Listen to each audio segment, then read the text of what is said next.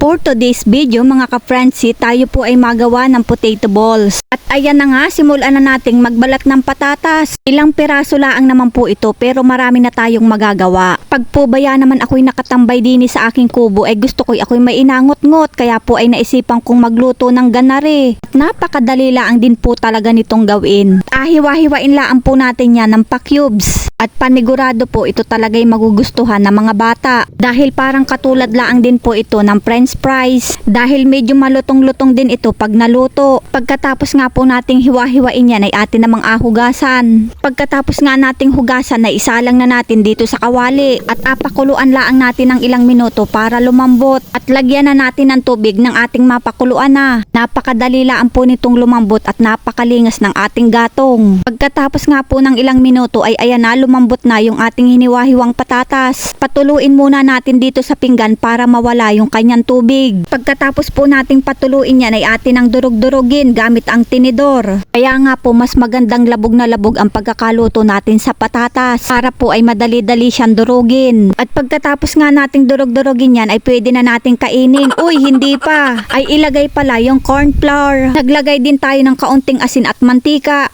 Imikos-mikos na natin yan mga insan. Tornado! Ang nilagay ko po dyan ay corn flour, hindi po cornstarch. Baka po pag nagluto kayo ay malito kayo. At baka ang mailagay po ninyo ay cornstarch. Ay naku po, yan po ay hindi malutong, kundi yan po ay malapot. Ganon! Pagkatapos nga po nating imikos-mikos yan mga insan ay atin namang abilog-bilogin. Kagaya ng pagpapabilog niya sa iyo. Aroy! Kaya naman gising-gising din pag may time. Huwag laging nagapauto. Ganon! Nako, dami mo talagang alam. Aliit-liitan lang po natin ang pagbibilog dyan. At baka po kayo'y abutin ng katamaran. Ang gawin ninyong bilog dyan ay kasing laki ng santol. Ay wag naman hogay on. Ay ganitong laki-laan po ang agawin ninyo. Ay medyo lumaki-laki pa nga po yan ng kaunti. Ay dapat medyo maliit-liit pa. Lalo na kung ating pangbenta. Dahil nga po medyo may kamahalan din ang ating patatas. Minsan nga po sa hirap ng buhay at sa mahal ng bilihin ay talaga namang mapapaisip ka na maging kambing na laang. Bakit kamo ang kambing pag nagugutom yan makain laang yan ng damo, hindi kagaya ng tao. Pero pag inaisip ko na inakatay ang kambing at inakain ay wag na laang. At pag mainit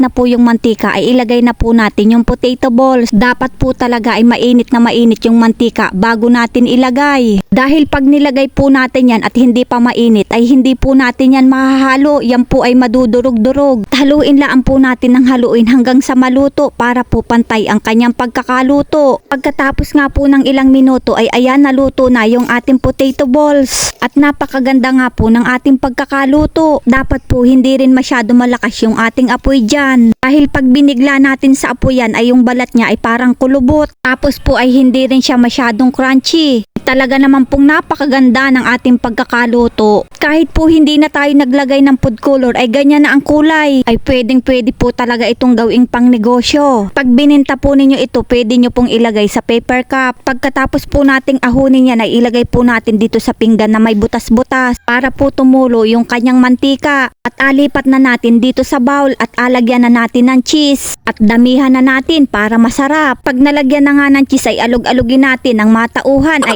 nang humalo pala yung cheese. Ay nako, ay pagkasarap naman talaga na rin ngot-ngotin. Pag kiniskis mo siya ng ganito ay malalaman mong crunchy talaga. Ay pwedeng-pwede po talaga itong pang negosyo. Madali nang lutuin ay masarap pa. At ano pang iniintay natin? Tikman na yan.